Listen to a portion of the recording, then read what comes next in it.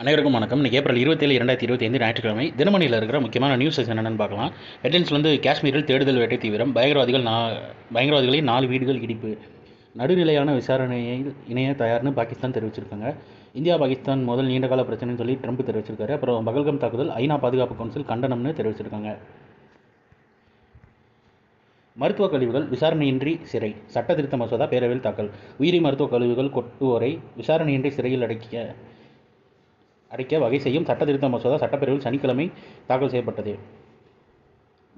மசோதாவை சட்டத்துறை அமைச்சர் ரகுபதி தாக்கல் செய்தார். அதில் கூறப்பட்டது என்னன்னா, கள்ளச்சாராயம் தொடர்புடையவர்கள், கணினி வழி குற்றவாளிகள், மருந்து மற்றும் சரக்கு குற்றவாளிகள், வனக்குற்றவாளிகள், மணல் கடத்தல் குற்றவாளிகள், பாலியல் குற்றவாளிகள் ஆகியோருக்கு மட்டுமே தடுப்பு காவல் அளிக்கப்பட்டு வந்த நிலையில் தற்போது உயிரி மருந்து கழிவுகளை கொட்டுவோருக்கும் தடுப்பு காவல், அதாவது விசாரணையின்றி சிறை விதிக்க முடிவு செய்யப்பட்டுள்ளதுன்னு சொல்லி தெரிவிச்சிருக்காங்க. இன்றைக்கி ஞாயிற்றுக்கிழமை, அதனால் திருக்குறள் இருக்காது. இன்னும் ஒரே ஒரு இம்பார்ட்டன்ட் நியூஸ் தான், பார்த்துட்டு சீக்கிரம் முடிச்சிடலாம். கடமை வசூலிப்பதில் கடுமை காட்டினால் சிறை தண்டனை, மசோதாவை தாக்கல் செய்தார் துணை முதல்வர் உதயநிதினு தெரிவிச்சிருக்காங்க. கடன்களை வசூலிப்பதில் மிரட்டுவது போன்ற கடுமையை காட்டினால் சிறை தண்டனை விதிக்க வகை செய்யும் சட்ட மசோதா பேரவையில் தாக்கல் செய்யப்பட்டதுன்னு தெரிவிச்சிருக்காங்க.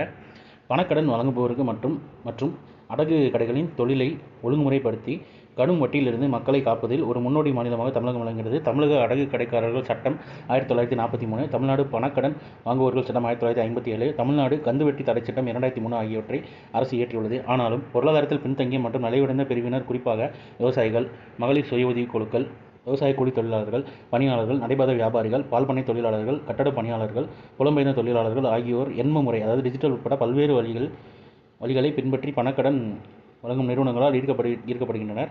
அத்துடன் கவர்ச்சிகரமான கடன்களை இரையாகி தாங்க இயலாத கடன் சுமைக்கு உட்படுத்தப்படுகின்றனர். அதனால் இந்த மாதிரி ஒரு சட்டம் இயற்றியிருக்கோம் அப்படின்ற மாதிரி தெரிவிச்சிருக்காங்க. மசோதாவை தாக்கல் செஞ்சுருக்கோம் அப்படின்னு தெரிவிச்சிருக்காங்க. ஸோ இன்றைக்கான இம்பார்ட்டன்ட் நியூஸஸ் அவ்வளோதான்.